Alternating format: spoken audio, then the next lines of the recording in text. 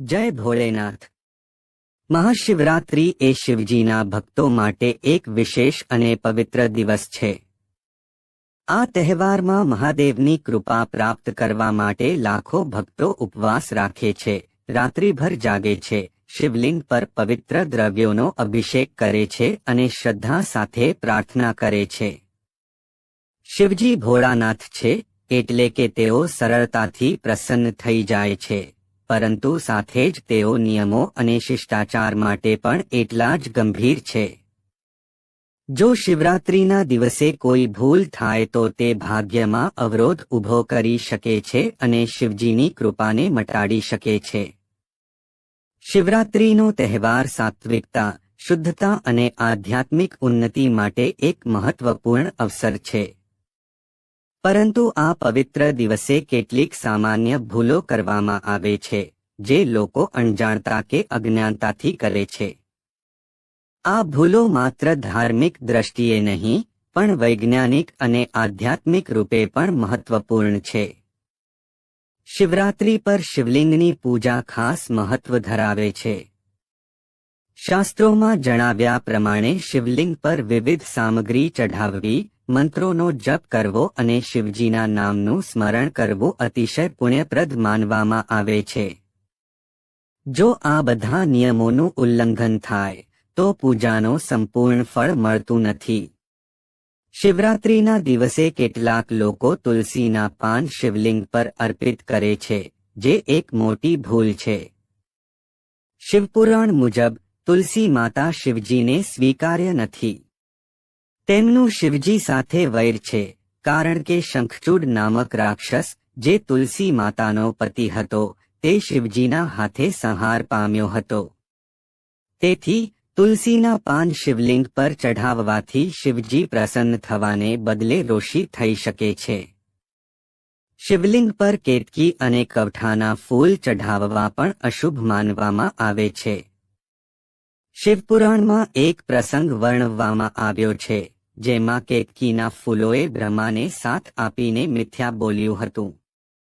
શિવજી એ મિથ્યા બોલનારાઓ પ્રત્યે અખંડ તીવ્ર દૃષ્ટિ રાખે છે અને તેથી કેતકીના ફૂલોને પોતાના પૂજામાં સ્વીકારતા નથી।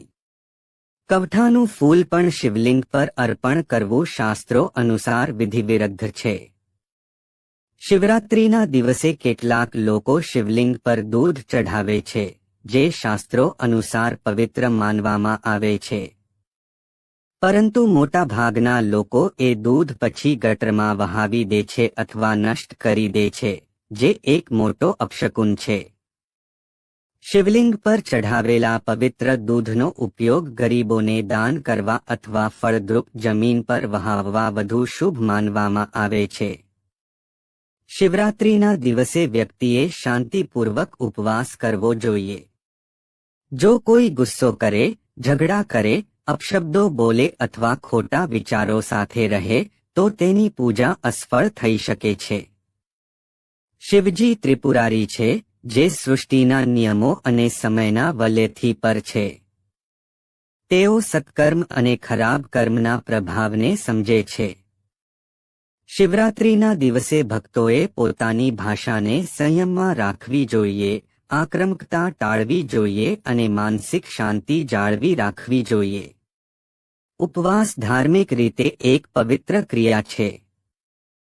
શિવરાત્રિ પર ઉપવાસ રાખવાથી શરીર અને મન શુદ્ધ થાય છે।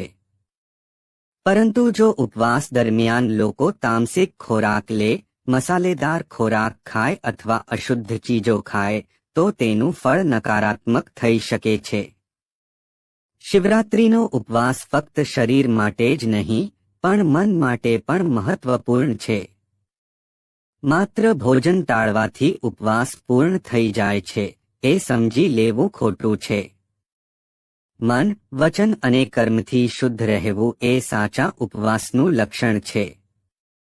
શિવલિંગ પર અર્પણ કરવા માટે કેટલીક સામગ્રી ખાસ માનવામાં આવે છે, જેમ કે દૂધ, જળ, ગંગાજળ, મધ, ઘી, કુમકુમ, ચંદન, ભસ્મ અને ભોલેનાથને મનપસંદ બિલ્વપત્ર। પરંતુ જો કોઈ અજાણતા કે ન જાણતા ગંદા હાથે કે ચંપલ પહેરીને શિવલિંગને સ્પર્શ કરે તો તે શિવજી માટે અશુદ્ધ માનવામાં આવે છે. શિવજી પ્રકૃતિ અને શુદ્ધતાના સ્વરૂપ છે અને તેમની પૂજા કરતા પહેલા શરીર અને મનની પવિત્રતા રાખવી ખૂબ જ જરૂરી છે. શિવરાત્રિના દિવસે કેટલાક લોકો મદિરાપાન, ધૂમ્રપાન, માંસાહાર કે અન્ય માદક દ્રવ્યોનું સેવન કરે છે, જે ધાર્મિક અને આધ્યાત્મિક દ્રષ્ટિએ ખૂબ જ અશુભ માનવામાં આવે છે. શિવજી તપ અને યોગના પ્રતીક છે. તેમનું જીવન ત્યાગ અને સંયમનું પ્રતીક છે. જો કોઈ શિવરાત્રિના દિવસે આ પ્રકારની ગંદી આદતોમાં જોડાય તો તે શિવજીની કૃપાથી વંચિત થઈ શકે છે. શિવરાત્રિનું મહત્વ માત્ર એક રાત માટે નહીં, પણ જીવનભર પ્રભાવ પાડે છે. આ પવિત્ર દિવસે મહાદેવને પ્રસન્ન કરવાના ઉત્તમ ઉપાયો છે. ભોળેનાથના 108 નામનો જપ કરવો, મહામૃત્યુંજય મંત્રનું પાઠ કરવું, શિવપુરાણની કથાઓ સાંભળવી અને શ્રદ્ધાથી શિવલિંગની આરાધના કરવી. શિવરાત્રિ એ માત્ર એક તહેવાર નથી, પરંતુ એક દિવ્ય અવસર છે જે આપણે ભગવાન શિવના આશીર્વાદ પ્રાપ્ત કરવા માટે મેળવે છીએ. જો આપણે પૂજા અર્ચનાને સંપૂર્ણ ભક્તિ અને નિયમ અનુસાર કરીએ તો શિવજીને પ્રસન્ન કરી શકીએ છીએ. પરંતુ જો આપણે અણજાણતા ભૂલો કરીએ તો તે આપણા જીવનમાં અવરોધો લાવી શકે છે. શિવજી ભોળાનાથ છે, પણ સાથે જ તે નિયમોના પાલન માટે સજાગ પણ છે. તો ચાલો આ શિવરાત્રિ પર સાવધાનીપૂર્વક શ્રદ્ધા અને ભક્તિથી પૂજા કરીને મહાદેવની કૃપા પ્રાપ્ત કરીએ. જય ભોળેનાથ.